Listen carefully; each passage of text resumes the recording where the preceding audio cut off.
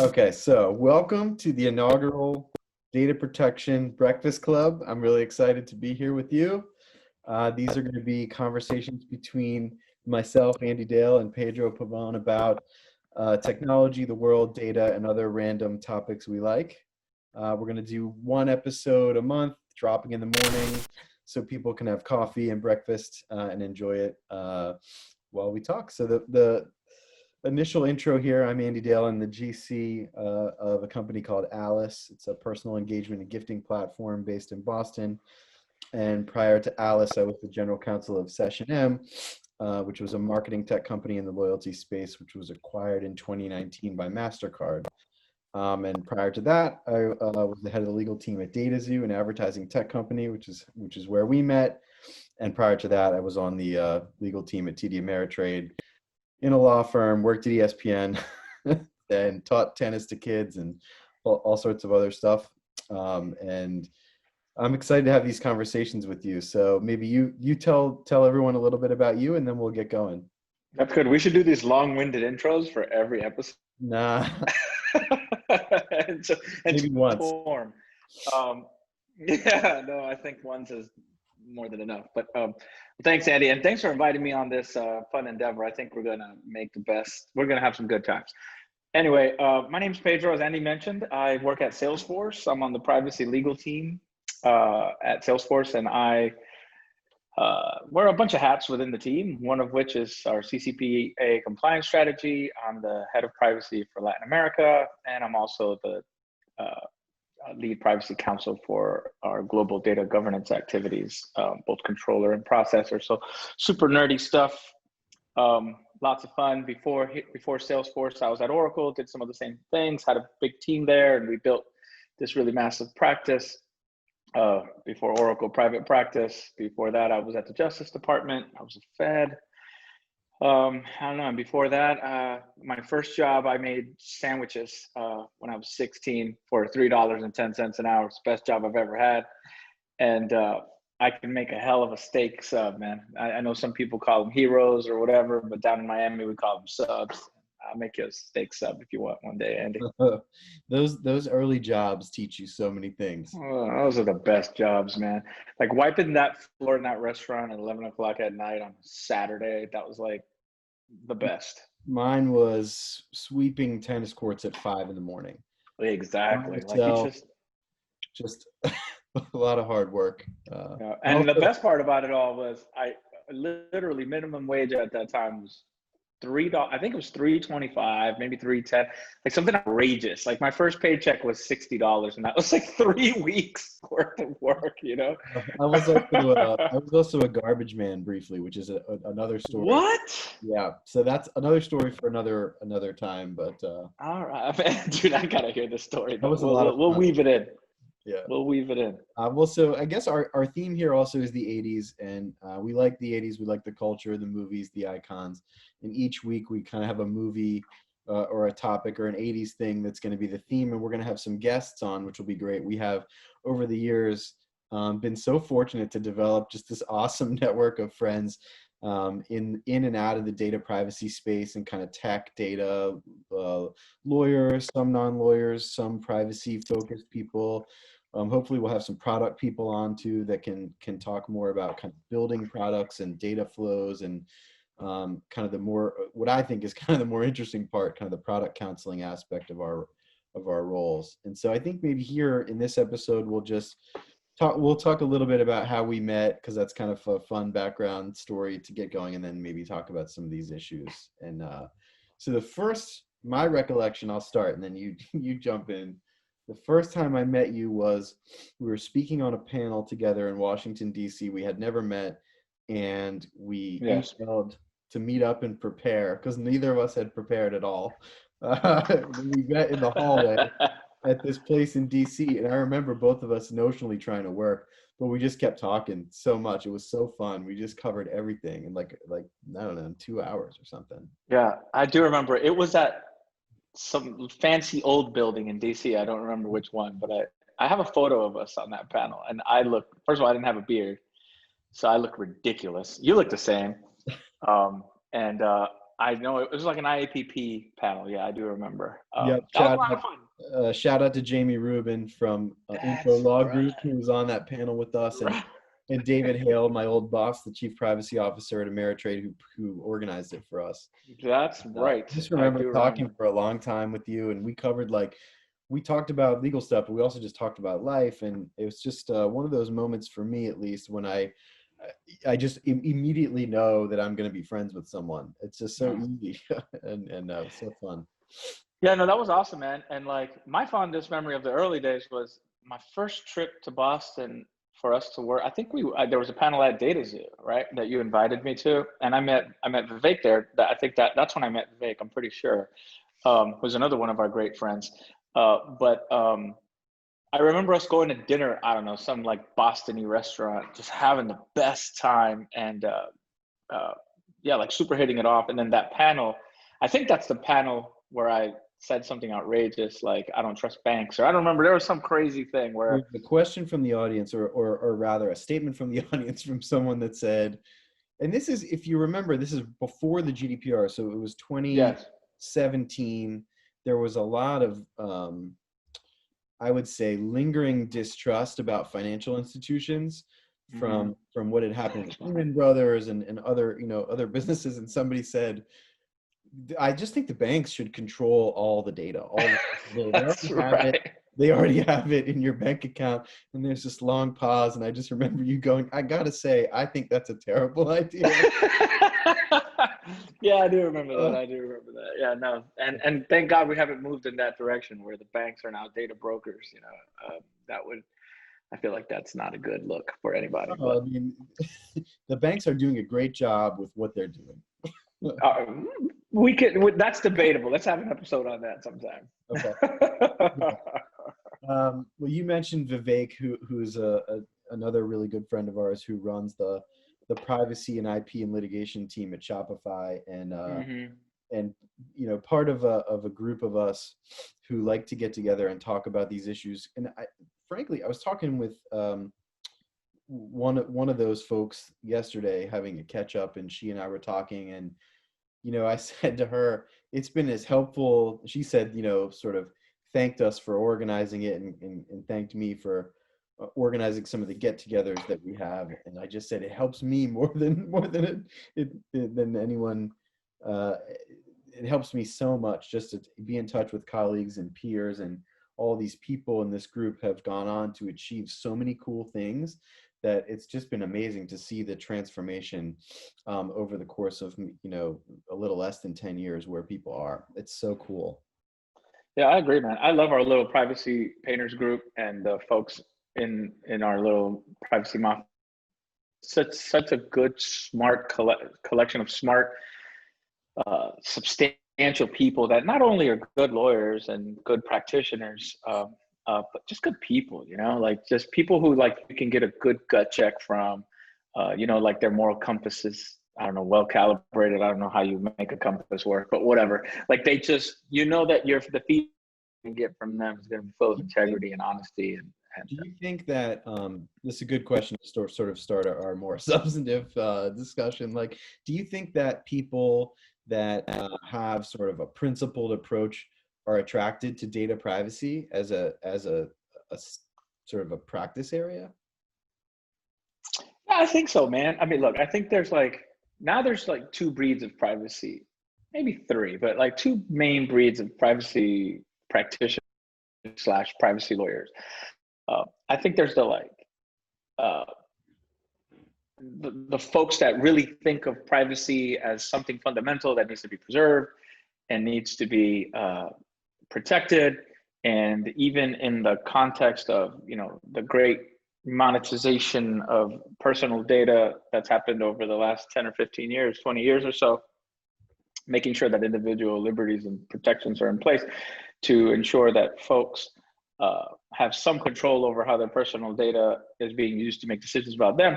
And I think there's a crowd that's really into that as a craft and intellectually curious about those issues and trying to figure out how to forge a path forward that is fair and fundamentally sound and that protects people. I think the other batch of privacy lawyers is just sees a greenfield, sees a practice area that is exploding, doesn't necessarily come from this ethical. They might be able to develop it once they get here. I'm not saying these are unethical people, but I think that what attracted them wasn't these like big, existential things, but more so the fact that privacy is this like exploding area of law. Data privacy and data protection, let's just use the bigger data protection umbrella, right? Is this exploding area of law where like specialization is now really starting to take place. I just like in tax law, like you're a tax lawyer, but then you're a certain type of tax lawyer, and then within that type you are specialized in the specific taxy stuff that I don't understand. I think privacy is going in that same direction. Like this idea of the privacy generalist, especially as lawyers, I just don't think it's going to exist in 10 years. Like you might have like a chief privacy officer who oversees a bunch of folks that are working on specialty areas. But the idea that a privacy legal department or a privacy program is going to be made up of a bunch of privacy generalists that know everything about privacy is not realistic for the future. It's too big of a topic. I mean, too big. Now privacy layers through every part of the organization. There are employment issues. There are corporate issues, contracts.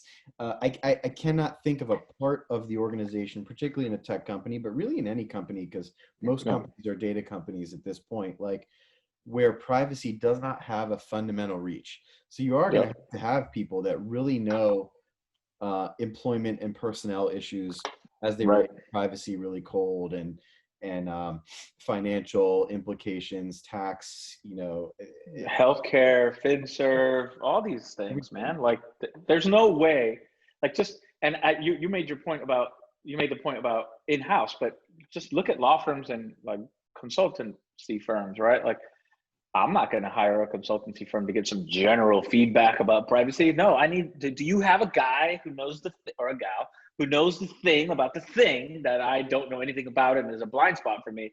That's what I need. I'm not going to hire some fancy law firm to give me, the GDPR, 10 big bullet points. I know what that is. I need to understand a GDPR issue in the context of an employee who has abandoned their job, who's filed a DSAR, like these very narrow niche, complex areas. And so I think the specialization within, so privacy is a specialization in and of itself, and then the specialization within privacy, I think, is what the next 10 years will manifest. I think that's right. And I think even if you have a GC, I would put myself in this category as a general counsel that has focused on privacy quite a bit. Like, even if you have a GC that isn't doing that and has a team that they've appointed to do that and has hired people, they have to know something about it, a significant amount. It's become one of the entrenched requirements, I think, of being a GC in the modern world.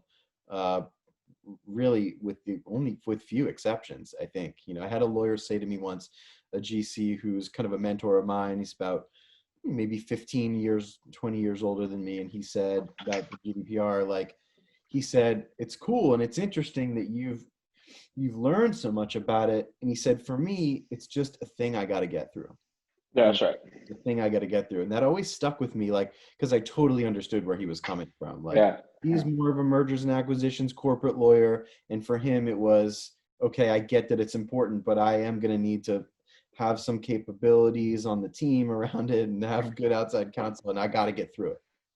No, totally agree. And look, like if we want to get like, I talked about the next 10 years and hyper specialization, but it's not even just topical specialization or subject matter, right? So like, we're going to need folks that really understand, like you mentioned, like controller employee issues, and there's going to be some specialization there.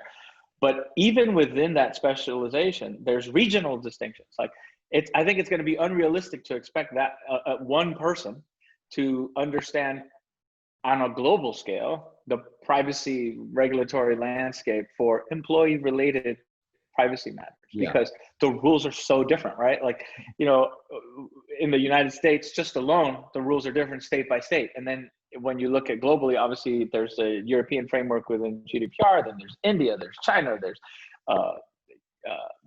Brazil. I mean, there's all of these different regional nuances.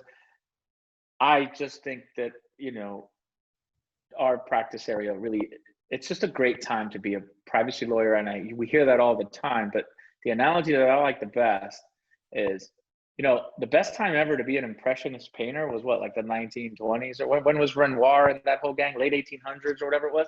Like being in Paris when like Monet and Renoir were painting, and being an impressionist painter must have been the coolest freaking thing possible, right? Well, we're sort of in that phase of privacy law where we're deciding what privacy law is, how it's going to function, creating the limits and the frameworks that the law is going to work with. And so like now I can study the folks, well, I'm not a painter, but now a painter can study the impressionist founders and decide, well, these are the characteristics of impressionism, and make this amazing painting. And I think 30 years from now, they'll look at what we've done and say, okay, this is how I run a privacy program. This is how privacy law works. These are the parameters. This is the scope. These are the edges. Like, it's a cool place, man. Like we're builders. It truly is art, not science at this point. Yeah, yeah. And that's what's fun about it, I think, certainly for people like us. And it's a really, I agree, it's a really interesting time. Well, so how did you get into it? Do you want to start there a little bit? How did you get into it? The privacy hustle, like for me, I mean, I grew up pretty humbly, so I didn't, I grew up in the late 80s, early 90s. And when I say grew up, I mean like my formative years, like 10 to 17 or whatever it is. We didn't have a ton, but I got my first computer, or we got our first home computer around, it was probably, I want to say like 92, 93. And just became fascinated with, this amazing network that was being built, this global network, obviously the internet. And how it worked. I mean, back then it was like, dial-up modems and AOL. But I remember the first website I ever visited. I remember literally logging on my Compaq PC, top of the line 13-inch monitor, with my little Pentium 2 or whatever it was, and going on NBA.com. I'm a huge basketball fan. And just being like, oh my God, everything I ever wanted to know about the NBA is right here. I don't have to go anywhere. I don't have to wait for the newspaper and collect 100 newspapers. Like everything I want about the NBA is right here. This must be true for everything else. And sure enough, while the internet was much wilder back then, a lot of information was starting to go online. Some of it trustworthy, some of it not, but just there was a lot of stuff out there available to see. And I was always curious about, and this is in my high school years, like how like companies like America Online thought about how I use their service. I was always interested, like what's happening at America Online when I'm checking email, and what's happening at America Online when I'm like in the chat room or instant messaging, or like where's all this data being stored? How does this all work? Now, I didn't have any real theories.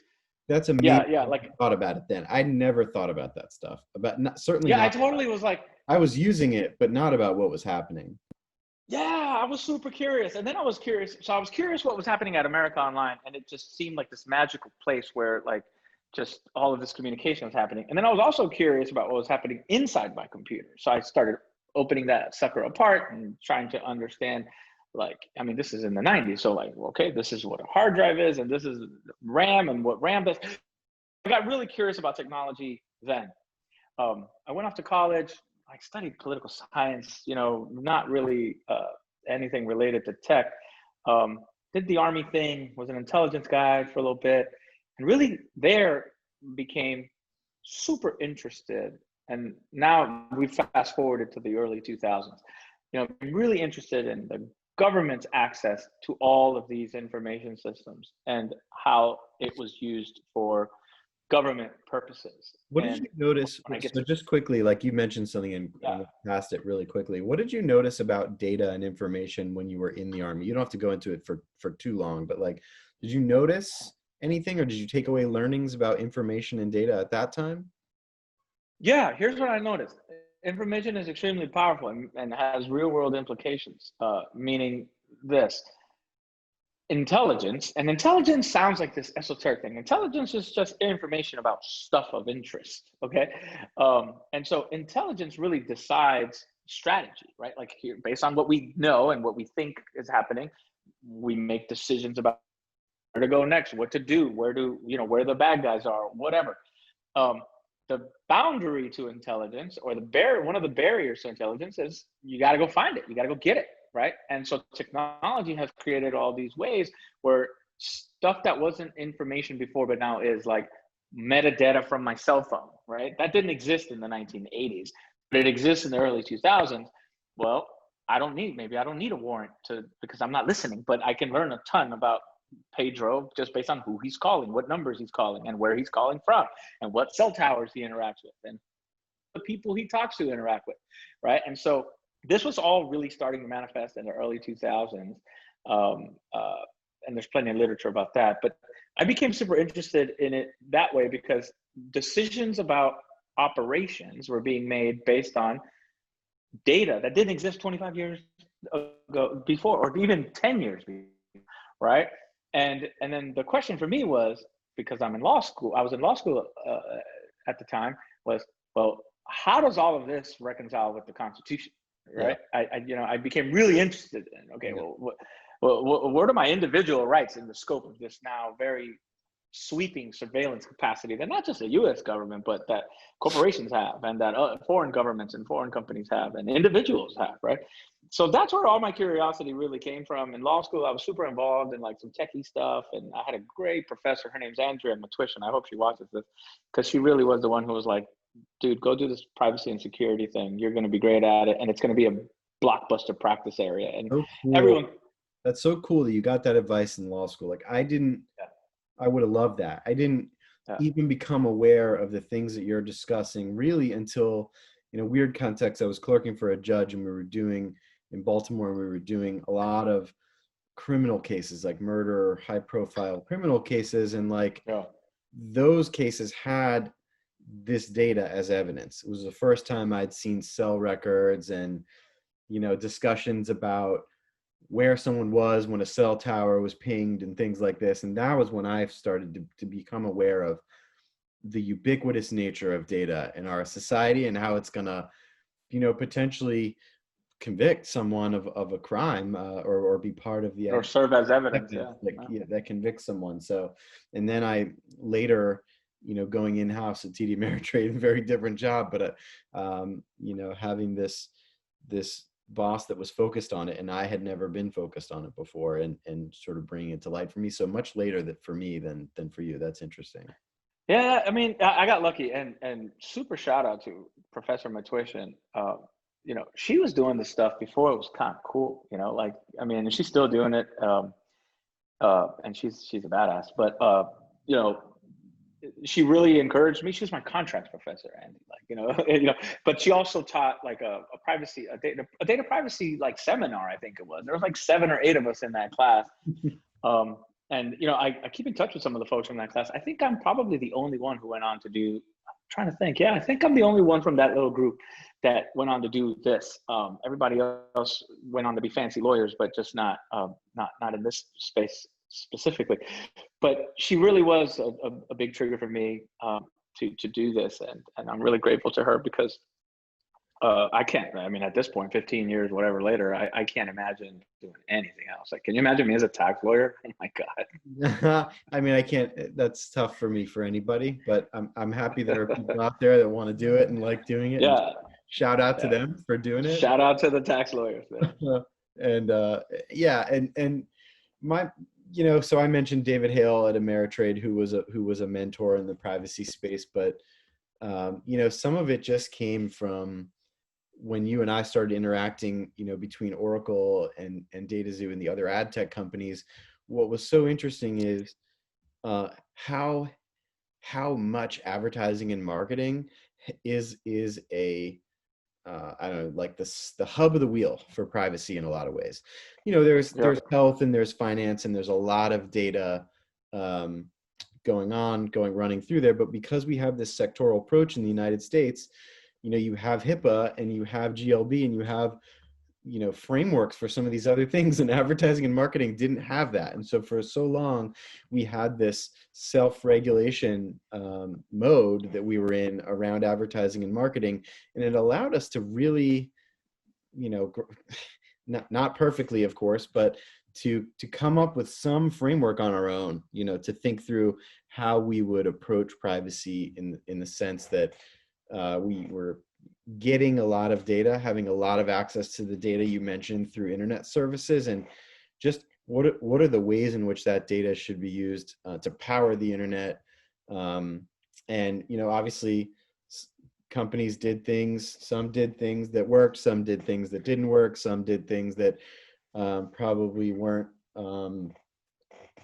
maybe violated some codes or didn't. And so there was a process of maturation through that. And I don't know, we're not all the way there yet. I think until we have an online or a comprehensive US privacy law, I don't think we're there yet in terms of full coverage of internet data.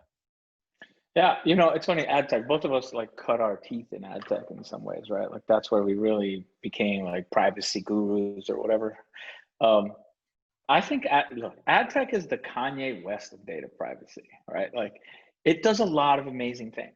Ad tech literally enables the freemium internet and a lot of amazing content that otherwise would be behind paywalls and all sorts of obstacles, right, for us to get access to. And ad tech also creates a lot of innovation in how data is analyzed, and data science. All of this amazing work happens in the context of ad tech. But there's also a little belligerence in there, right? There's also a little wackiness, like too far into the future or too far out beyond the edges of what we understand to be reasonable. And I think ad tech pushes the boundaries and continues to do so of like what's acceptable, meaning from a privacy perspective. Sometimes ad tech gets it wrong, like Kanye, but a lot of the times ad tech. I'm laughing at Kanye West as ad tech, which is great. Ad tech is the Kanye West of privacy. Excuse me. Yeah, ad tech is the Kanye West of privacy. It is. And I'm also laughing at a friend of mine from DataZoo, David Shapiro, who said once about we were always innovating, and in a lot of ways we were ahead of things in some ways and working on stuff. And he would always say, like, it's really challenging to sell a customer something when they don't know they need it yet. And that always stuck with me as an interesting, like, a line about ad tech. There were so many ways in which people were innovating in ways that, hey, lo and behold, did work, and then some that maybe were too ahead of their time, or people weren't ready for it. But here's the reality. And sticking with the Kanye analogy, right? Like 808 Heartbreaks was Kanye making this wild transition from like where rap was when Kanye came into rap music to where rap is now, right? Like 808 Heartbreaks was this like emotional, like internal, self-analytical album with a lot of, like, some people would say whining, but I'd say just like this very introspective, somber musical style, a lot of melody, a lot of things that like just was not acceptable in rap music at the time. Like rap music was very tough and very street oriented and all these things. And when 808 Heartbreaks dropped, people were like, what the hell is this crap? Like nobody knew what to do with that album. I remember when I bought it, I was living in North Carolina at the time, and I thought, wow, like this is completely not what I expected. And most people agreed. Now, all of rap music is like, Kanye is like everyone's dad now. Like there can be no Drake without 808 Heartbreaks. There can be no Lil Wayne you can argue, but there can be like no Travis Scott. None of these like contemporary acts that are really mainstream can exist without Kanye saying rap is going to change and it's going to be this other way now. And while it wasn't really appreciated at the time as a masterpiece, now people look back at that album and go, oh my goodness, it revolutionized the entire genre. So maybe it's ad tech does. Yeah, well, that's where I'm going. Like ad tech does a lot of stuff that when you're watching ad tech companies do it, you're like, oh my God, this is insane. What do you mean? Like cross device. Like, what do you mean? Like, what do you mean you're going to know what I'm doing no matter what device I'm on, right? But like now there's applications for cross device that go beyond advertising that make perfect sense, and everyone completely accepts them as the norm. And like, for example, when I jump on iCloud on one device and I buy a new one, all my settings transfer, everything moves over. Like there's this identity that travels across devices in context outside of advertising that right now, if I didn't have that, it would drive me crazy. Yeah, you expect it. It's expected. Yeah, but like the foundation for that convenience was laid by the ad tech industry 10 years ago, right? Like, and so while we talk about it in the context of advertising and we go, oh, that's spooky, in other contexts, we're like, that's amazing. We need that. Like, this is the greatest thing that's ever happened. Yeah. So, I'm not trying to give ad tech, too many accolades, because there's definitely challenges, but I think sometimes it gets the bad rub just It'll be because. interesting, right? We can wrap up on this. It'll be interesting because ad tech is in a renaissance period right now. Yeah. With third-party cookies not being the way forward, and so it's going to be really interesting to see what that incredibly smart group of people does with privacy and data protection issues bearing down on them, and having to find a new way to enable technology and still, respect the regulators, and respect the rules. It's not just the regulators, it's people, and you got to respect the people and the you expectations. You said something about about when there's a recent decision about like in the weeds on data privacy about data flows between Europe and the United States, and I think you said something like, well, but is it making anyone feel safer about their data or that their data is more protected? And the answer is, at the moment, not necessarily. And so it'll be interesting to see how that gets addressed. Yeah, that's my Schrems theory, which is like after Schrems 2, and I said the same thing after Safe Harbor. The day after those decisions were made and Safe Harbor was invalidated and Privacy Shield was invalidated, my question was, whose privacy is better protected today than yesterday's? I think the answer to that is probably no one's, because nothing has literally changed. And so was the effort worth it? That's your point, which is we have to see. Like, we have to see what new frameworks evolve and whether those have better protection. And then if everyone adopts those new frameworks, then the answer is everyone's privacy. Yeah. But right now, it's a black hole. More to come. Great first conversation. Thanks for that. Our next guest will be coming up. We'll be recording in a couple weeks and push it out another morning soon. That's dope, man. I'm glad we're doing this. We're gonna have some fun, and hopefully people watch this and don't think we're jerks. Well, we'll edit you. Yeah. Let's do that, man. All right, man. All right, my bro. All right, man. We'll talk to you.